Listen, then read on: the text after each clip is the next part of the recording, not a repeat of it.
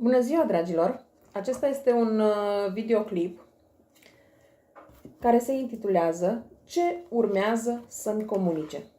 Avem, ca de obicei, 3 variante. O să vă rog să vă alegeți una dintre cele 3 cu care considerați că rezonați mai bine. Eu o să vă las câteva momente să vă alegeți varianta cu care considerați că rezonați.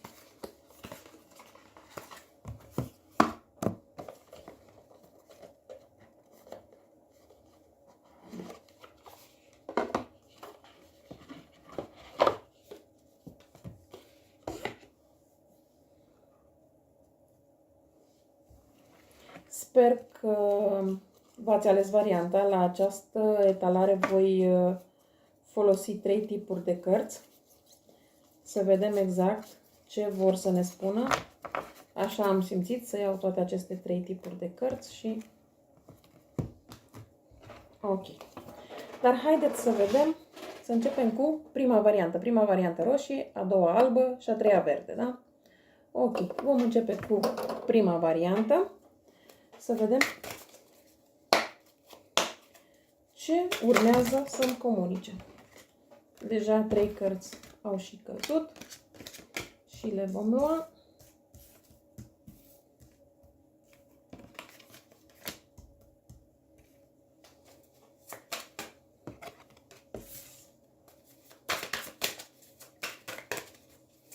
Ce urmează să-mi comunice? Wow, ce se întâmplă la voi nu știu, dar văd că vin cărțile una după alta destul de repede.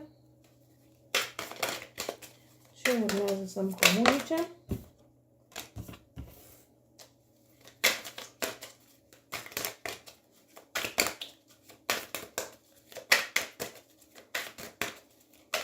Ce urmează să-mi comunice?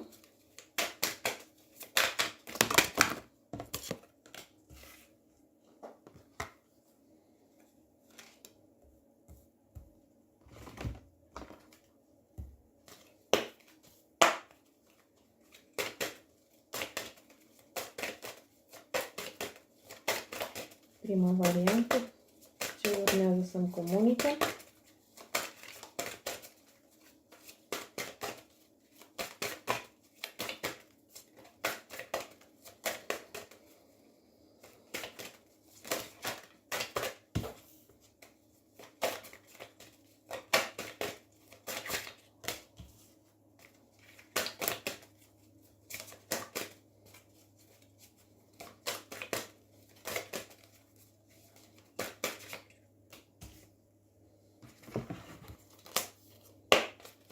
Și să vedem și cărțile oracol ce ne spun.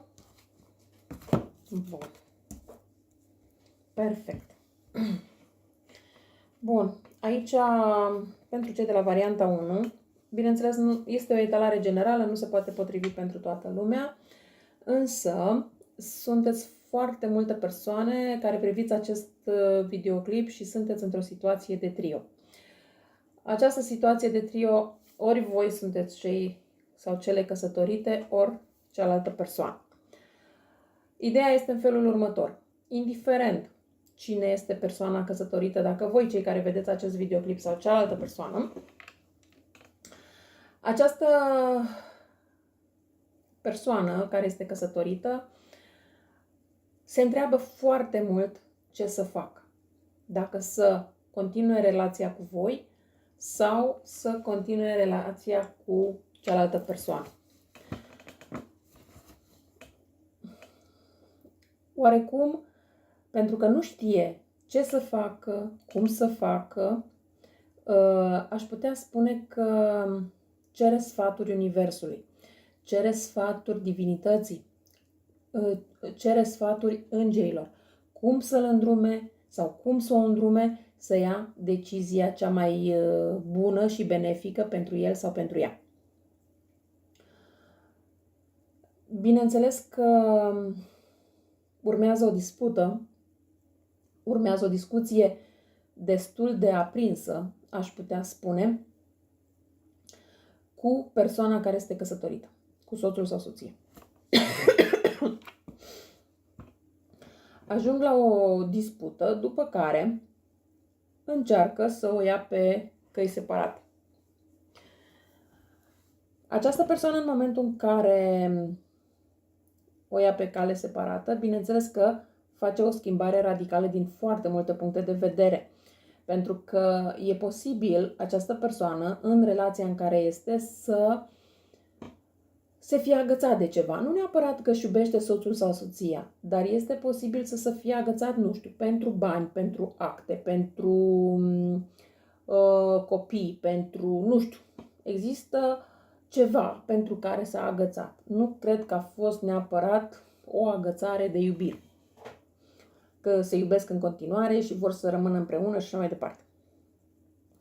Această persoană face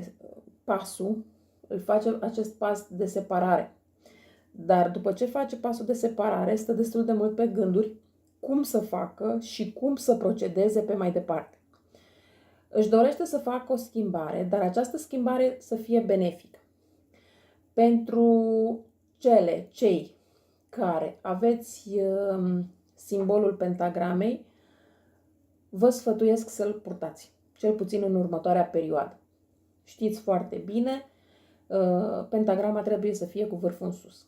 Că aveți sub formă de inel, așa cum v-am mai spus de foarte multe ori, că aveți sub formă de pandantiv, nu are importanță. Sub formă de brățară, sub formă de ce vreți voi. Ideea este să purtați în perioada următoare această pentagramă. Pentru mai ales persoanele care sunt născute în zodie cornută. Dar nu neapărat, toată lumea poate purta un inel sau un pandantiv cu simbolul pentagram. De ce? Pentru că cei care ați ales varianta numărul 1, acest simbol vă poartă noroc. Și veți vedea aceste lucruri în următoarele zile. De ce? Pentru că această persoană va veni la voi. După separare, după ce mai stă puțin pe gânduri ce să facă, cum să procedeze pe mai departe, această persoană va veni la voi. Bineînțeles că veți discuta destul de mult despre tot ce s-a întâmplat, despre ce vrea să facă pe mai departe, pentru că în ceea ce vrea să facă pe mai departe nu știe. Stă destul de mult pe gânduri. De ce? Pe o parte, ar vrea să fie o perioadă singur sau singură, dar pe de altă parte își dorește să vină alături de voi. Și oarecum încearcă să vadă care opțiune în acest moment este mai bună. Dar bineînțeles că voi sunteți persoane destul de hotărâte, destul de ferme, destul de puternice. Atunci când vreți să obțineți ceva, puneți piciorul în prag și îi spuneți, ori faci așa, dar hotărăște-te ce vrei să faci, pentru că, e clar, situația nu poate continua în felul acesta. Bineînțeles că pe moment este posibil, dar nu pentru toată lumea e valabil, dar pentru unele persoane este valabil, în sensul că să vă spună, ok, aleg varianta să rămân o perioadă singur sau singură. Bineînțeles că vă veți simți trădată, dar asta nu înseamnă că nu o să vă caute imediat după. O să vă caute, o să fie cu voi, o să vină să stea de vorbă cu voi. De ce? Pentru că această persoană, când se vede singur sau singură, își dă seama că nu poate trăi așa și că trebuie să se agațe de ceva. Iar acea persoană de care trebuie să se agațe sunteți voi. Și atunci, vrând nevrând, vine la voi. Se agață de voi. Voi pe moment întoarceți spatele în sensul că, adică cum, nu mai ai ales de prima dată, acum vii să mă alegi că vezi că n-ai încotro sau ceva de genul ăsta. Dar, până la urmă, veți accepta această persoană în viața voastră și veți fi împreună. Veți lua atitudine, bineînțeles, pentru că nu puteți să lăsați lucrurile la voia întâmplării, dar în același timp puneți și lucrurile în balanță. Cum este mai bine? Să fiți împreună cu persoana respectivă sau nu? Odată ce veți lua atitudine, bineînțeles că va trebui să învățați să puneți și multe întrebări. De ce? Pentru că voi aveți nevoie să aflați ce s-a întâmplat, de ce, când, cum și așa mai departe. E adevărat că această persoană vă dă încredere. Această persoană,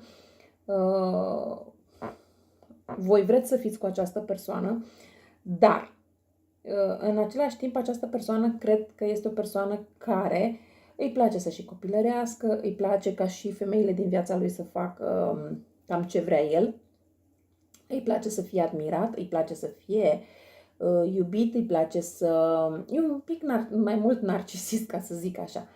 Dar voi veți ști cum să luați atitudine și cum să faceți anumite schimbări cu această persoană și cum să-l faceți să-și ia anumite angajamente, indiferent că îi place sau nu.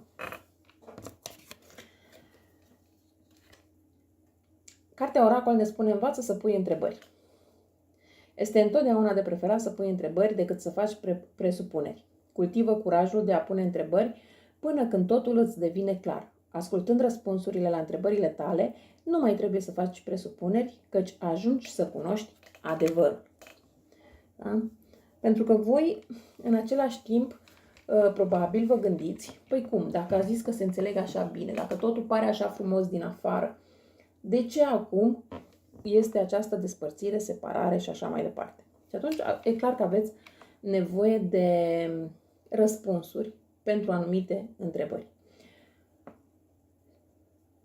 Deci, dacă sunteți într-o astfel de relație de trio, da, această persoană își va lăsa familia, soția, soțul și va veni la voi. Dar e posibil câteva zile sau câteva săptămâni să prefere să stea singur sau singură pentru a-și pune ordine în gânduri. Dar în momentul în care își pune ordine în gânduri, vine spre voi și veți sărbători pentru că veți fi împreună.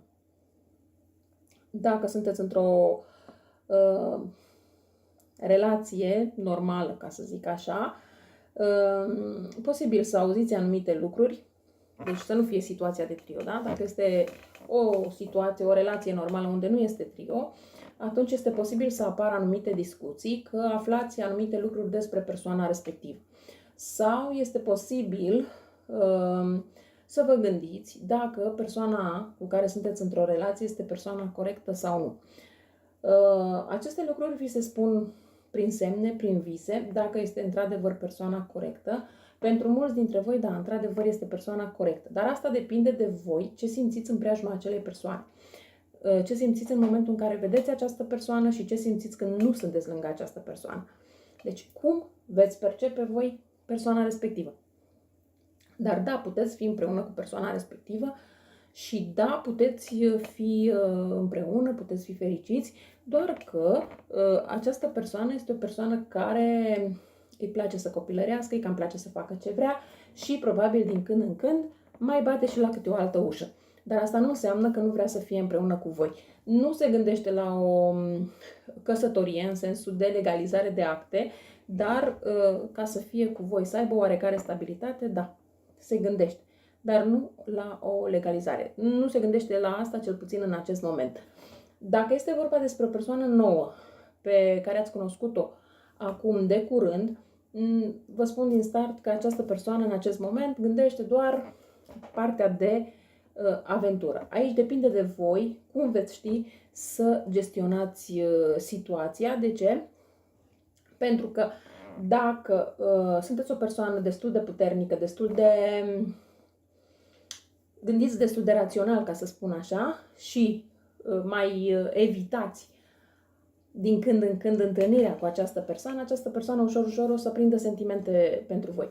Dar dacă îi cedați din prima, va rămâne doar la aventură și cam atât, doar că există un risc, există riscul de a rămâne însărcinate și după să aveți tot felul de probleme cu această persoană. Bineînțeles că până la urmă problemele se vor rezolva, dar nu va fi ceva foarte, foarte plăcut.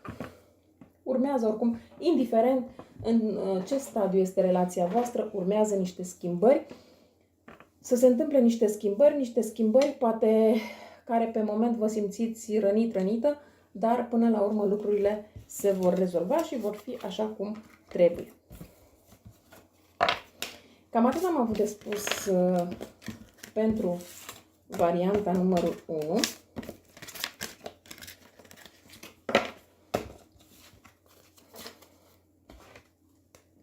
Și voi trece la varianta cu numărul 2. Pentru varianta numărul 2. Ce urmează să-mi comunice? Haideți să vedem ce urmează să vă comunice celor de la varianta numărul 2.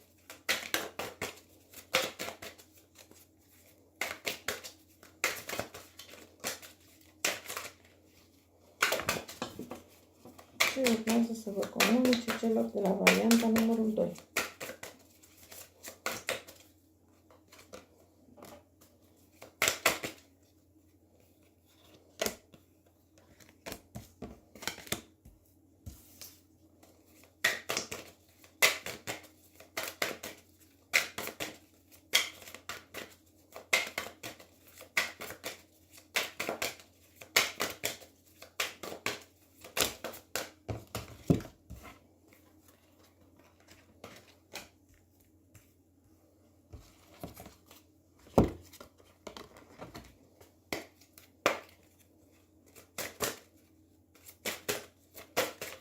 Ce urmează să vă comunice celor de la varianta cu numărul 2.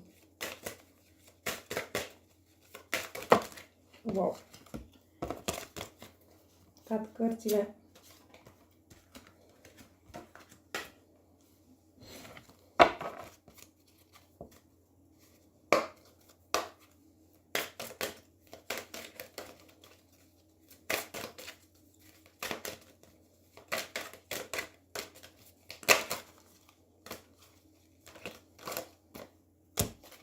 Ce urmează să vă comunice? Bun. În cazul vostru celor de la varianta numărul 2, pot să zic că e bine. Dar să vedem totuși că poate fi de bine. Pentru că la voi aici este pe undeva e o mică bătălie, dar pe undeva este și ceva frumos. De ce? Pentru că văd că vă plac animalele, vă plac fluturii. Unele dintre voi sau unii dintre voi, să zicem așa, credeți în zână, în zâne. Aveți fiecare dintre voi, ca să zic așa, credeți într-un fluture, într-o zână, cum eram când eram copii, era zâna măseluță, în fluturi, în frunze, în diferite astfel de lucruri. Posibil la unul să-i placă pisica albă, la unul să-i placă pisica neagră și atunci trebuie să decideți să fiți undeva la mijloc și alegeți o pisică gri sau o pisică alb cu negru sau se poate întâmpla să aveți 3 pisici, dintre care una albă, una neagră și una alb cu gri. Da, deci e o combinație, dar e o combinație destul de frumoasă. În același timp, această persoană la care voi vă gândiți, sau chiar sunteți chiar voi, cum să zic, prin a ta îi plac pisicile negre, încât are o anumită pisică cu care aș putea să zic că are un limbaj special. Când se uită în ochii acelei pisici, deja parcă pisica respectivă înțelege ce vrea să-i spună. Sau dacă pisica se uită în ochii lui, la fel, parcă îi transmite ceva și înțelege ce vrea să-i transmită. Este o situație foarte... Pe când voi, probabil ziceți, nu, pisica neagră e superstiție rea. Nu, nu e superstiție rea în acest caz, este o superstiție bună și o să vă spun și de ce. Pentru că e posibil ca voi să visați pisici negre. Dacă le visați, nu înseamnă că aceste pisici negre vă prezic ceva rău. Din contră, aș putea să spun că vă prezic ceva bun. Este posibil ca persoana care încearcă să vă transmită, pentru că voi aveți vise, dar nu aveți doar cu pisici negre, aveți vise și cu anumite persoane. E posibil să fie această persoană să fi decedat. E posibil și atunci încearcă să vă transmită anumite lucruri. Poate că, nu știu, e ceva de genul că mergeți pe stradă și vine o anumită pisică neagră la voi. Nu înseamnă că pisica aia vă poartă ghinion, ci din contră, pisica aia e trimisă de îngerul vostru păzitor sau aș putea să spun că este reîncarnarea unei persoane dragi vouă. Deci, și încearcă oarecum să vă protejeze, poate vi se pare, dacă aveți cumva o pisică neagră, e posibil să observați că cu anumite persoane e foarte drăgăstoasă, în schimb cu anumite persoane este foarte agitată, este foarte violentă, da? Deci încercați să vedeți cu cine, ce și cum, pentru că de fapt această pisică nu face altceva decât să vă protejeze. Pe lângă asta, așa cum am spus, există și o pisică albă care are, sau există în preajma voastră o persoană, aș zice că femeie, care îi plac pisicile albe. Dar nu doar că îi plac pisicile albe, ci le adoră, le venerează, cum să zic, pentru ea pisicile albe sunt un simbol foarte, foarte puternic. Dar această persoană care îi plac pisici, e posibil să aibă o pisică tatuată pe corp, tocmai pentru că adoră foarte mult pisicile. E posibil să aibă un semn tatuat sau să aibă un lănțișor sau o brățară cu un cerc și semnul crucii. Dar este o persoană care crede foarte mult în spiritualitate, este o persoană benefică în viața voastră, este o persoană care cred că pe undeva deja își cunoaște misiunea personală. Dacă cumva sunteți voi în această situație, înseamnă că voi deja ați luat-o pe un drum pe care vă știți clar care este misiunea voastră personală. Pe lângă asta, nu doar că știți acest lucru, dar cred că ați și visat persoana cu care urmează să fiți împreună, cu care urmează să vă căsătoriți și așa mai departe. Dar pentru că am spus că această etalare se numește ce urmează să îmi comunice, ceea ce vă pot spune este că persoana la care v-ați gândit urmează să vă comunice că vrea să aveți mai multă stabilitate, că vrea să vă căsătoriți, că vrea să fiți împreună în cazul în care nu sunteți împreună. Această persoană, dacă cumva până acum nu a făcut lucrurile așa cum voi v-ați dorit și așa cum voi ați vrut, acum se gândește să le facă și să le facă așa cum trebuie, printr-o căsătorie, printr-o stabilitate, printr-o uniune.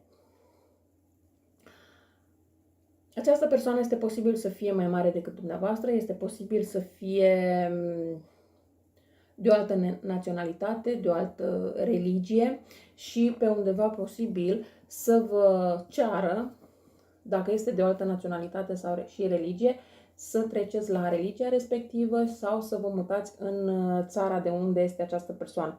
Bineînțeles că la început e ceva care vă place, e ceva care vreți să se întâmple, dar în același timp pe urmă vă dați seama că situația, dacă plecați în țara respectivă sau că schimbați religia, parcă nu vă atrage atât de mult pe cât ați crezut la început. Dar asta nu înseamnă că nu poate fi ceva benefic, că asta nu înseamnă, e în funcție de ceea ce simțiți, stările de moment, stările când vă cere în căsătorie, da, vă simțiți foarte bine, dar după când începeți să analizați lucrurile și să gândiți un pic mai rațional, parcă vă spune ceva că nu este chiar așa, nu vă bucurați chiar atât de mult cum ați avut prima dată. Însă, persoana respectivă, așa cum v-am spus, e posibil să vă ceară să vă mutați acolo, într-o oarecare măsură nu o să fiți de acord, dar până la urmă faceți pasul respectiv și veți vedea că lucrurile pot merge într-o direcție bună. Asta nu înseamnă că în momentul în care mergeți acolo, veți fi primite cu brațele întinse de către toată lumea. O să mai fie și câte o persoană mai nu cu ochi buni, da? Dar până la urmă lucrurile vor sta în direcția care vreți voi. Aici există inițiala R, T, O, A, dar nu neapărat. Poate să fie pot fi și alte inițiale.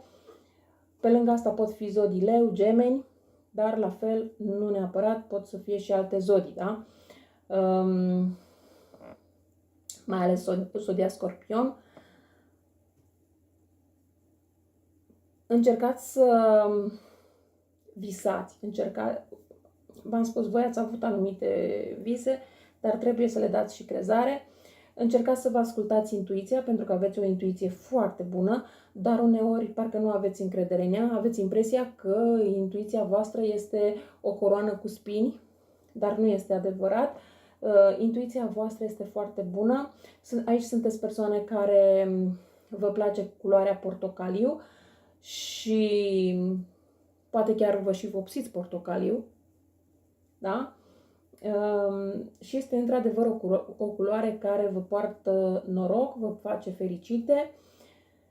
Și ce pot să vă recomand? Dacă într-adevăr vă place culoarea portocaliu, purtați-o cu încredere, pentru că vă poartă și noroc. Dar doar persoanelor care le place și care simt că s-a atrase de culoarea portocalie, nu toate persoanele, da? Pentru că nu pentru fiecare persoană e aceeași culoare. Nu e aceeași culoare. Fiecare trebuie să vă gândiți foarte bine ce culoare vă atrage mai mult și culoarea aia să încercați să o purtați, dar nu în fiecare zi. În sensul că haideți să încercăm să facem lucrurile așa. Purtăm luni o culoare, marți o culoare, miercuri o culoare și să vedem care este culoarea cea mai benefică pentru noi din săptămâna respectivă. Pentru că nu pentru toată lumea este aceeași culoare. Da? Să vedem și cărțile oracol ce ne spun. Fii impecabil în tot ceea ce spui, cultivă-ți credința. Deci voi aveți nevoie să credeți mai mult în credința voastră, în spiritualitate, în ceea ce vreți să faceți. De exemplu, dacă cealaltă persoană este de o altă naționalitate, este bine să, nu neapărat că să treceți la credința lui, dar cel puțin să învățați care este credința lui, să cunoașteți anumiți termeni din credința respectivă și să vedeți dacă vă puteți adapta sau nu la credința acestei persoane. A avea o mare credință înseamnă a avea o mare putere, căci intenția sau voința este nedivizată în acest caz atunci când cuvintele tale nu își pierd puterea sub impactul îndoielilor, puterea lor devine încă și mai mare. Deci la voi e bine să începeți să puneți mai mult accentul pe credință decât ați făcut-o până acum.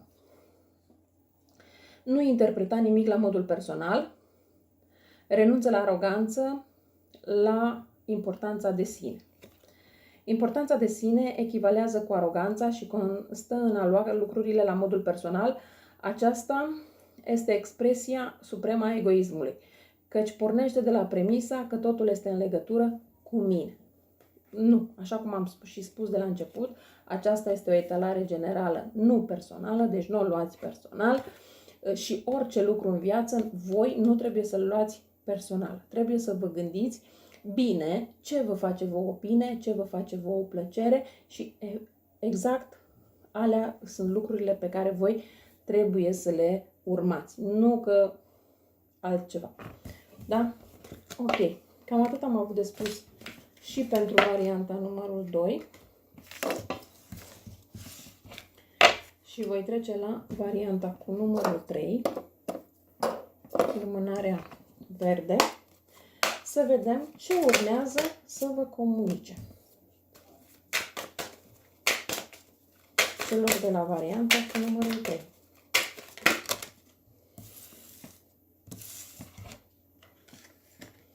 Aici, în primul rând, vorbim despre zodii săgetători, dar nu neapărat, zodii de foc și leu și berbec poate să fie. La unele persoane poate să fie și zodia pești. Și dacă sunteți persoane cărora le place vulturul, e bine să aveți un simbol cu vulturul în casă, în poșetă, pe mână, nu are importanță. Așa.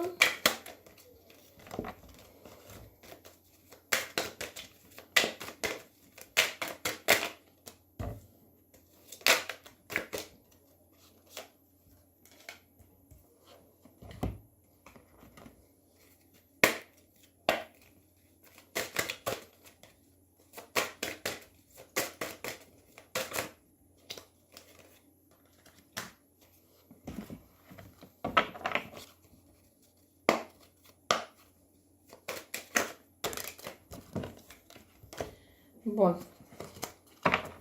În primul rând, această persoană v-a dezamăgit. Posibil la voi deja să fie existat o separare, o despărțire și așa mai departe, iar această persoană cumva, că prin intermediul internetului, că prin intermediul că vă transmite ceva prin anumiți prieteni, încearcă să vă transmită cum că vai, stai liniștită sau nu, ăsta că mi-e foarte bine fără tine, că viața mea e mult mai liniștită fără tine, că, nu știu, sunt cel mai fericit sau sunt cea mai fericită fără tine.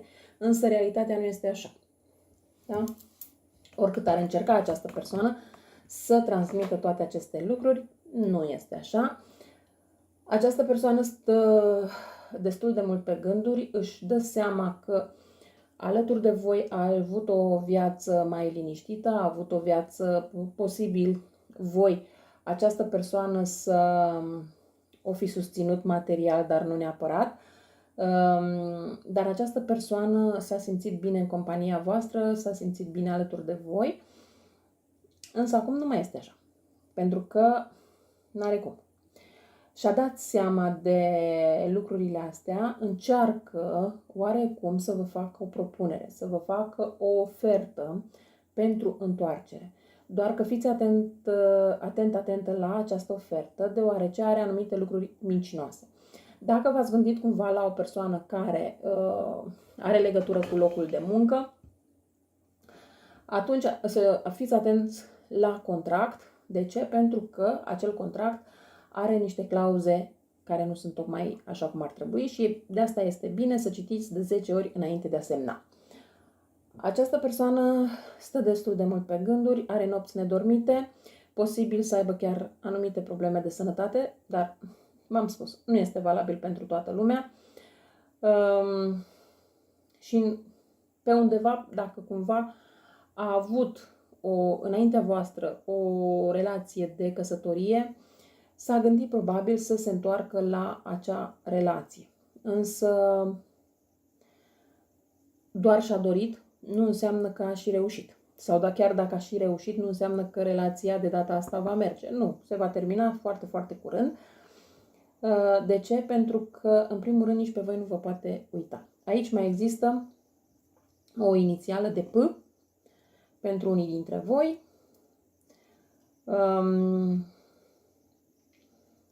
Această persoană, așa cum v-am spus, probabil se întoarce și la o fostă soție sau un fost soț, dar în același timp o să se întoarcă și la voi. Problema este că o să se pună în situația... Această persoană merge pe premiza. Încerc și într-o parte, încerc și în alta să vedem care mă va accepta. Și se va trezi la un moment dat că va trebui din nou să ia o alegere cu care rămâne, cu voi sau cealaltă persoană.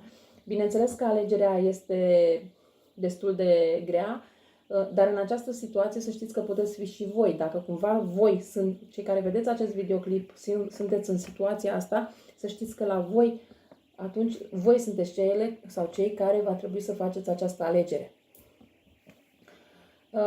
Posibil să vă plac pădurea, să mergeți în pădure, să vă găsiți liniștea. Poate acolo vă vin mai multe idei, nu știu, ceva de acest gen. Și chiar este posibil, poate chiar pentru a vă limpezi gândurile, să mergeți pentru 5-10 minute la pădure și să respirați aer curat pentru a ști ce să faceți în momentul în care va trebui să faceți alegere.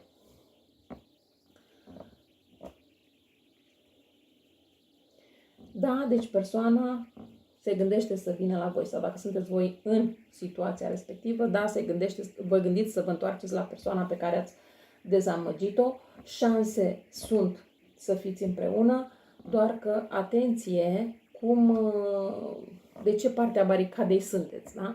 Pentru că, v-am spus, se poate acționa și se poate acționa în două direcții și știți cum se spune, cine fuge după doi iepuri, dacă nu fuge cum trebuie, s-ar putea să nu prindă niciunul. Așa și în acest caz, indiferent cine este persoana care va fugi după cei doi iepuri, atenție timpul care la loc după fiecare iepure în parte, pentru că nu este același lucru. Ori poate să prindă unul dintre cei doi iepuri sau nu poate să nu prindă niciunul. Da? Dar dacă într-adevăr vă doriți să fiți cu această persoană, da, puteți să fiți împreună cu această persoană și să fiți bine, fericiți, doar că trebuie să știți să îi și puneți în vedere anumite lucruri, să nu mai repete și să vă dezamăgească din nou așa cum v-a dezamăgit până acum. În rest, lucrurile pot fi foarte bune și foarte benefice. Renunță la nevoia de a avea dreptate. Atunci când crezi într-o idee, tu pornești de la premisa că ai dreptate și uneori ești în stare să distrugi anumite relații numai pentru a-ți apăra poziția. Renunță la nevoia de a-ți apăra propria poziție. De-aia v-am spus că, mai ales în acest caz, posibil ca dezamăgirea să o fi provocat voi, cei care vizualizați acest videoclip, dar nu neapărat. Da? Renunță la dorința de a-i schimba pe ceilalți. Adevărata iubire înseamnă să-i accepti pe ceilalți oameni exact așa cum sunt, fără a încerca să-i schimbi. Atât timp cât încerci să-i schimbi, înseamnă că nu îi iubești cu adevărat. Este mai ușor să găsești pe cineva care este deja așa cum îți dorești decât să schimbi pe cineva.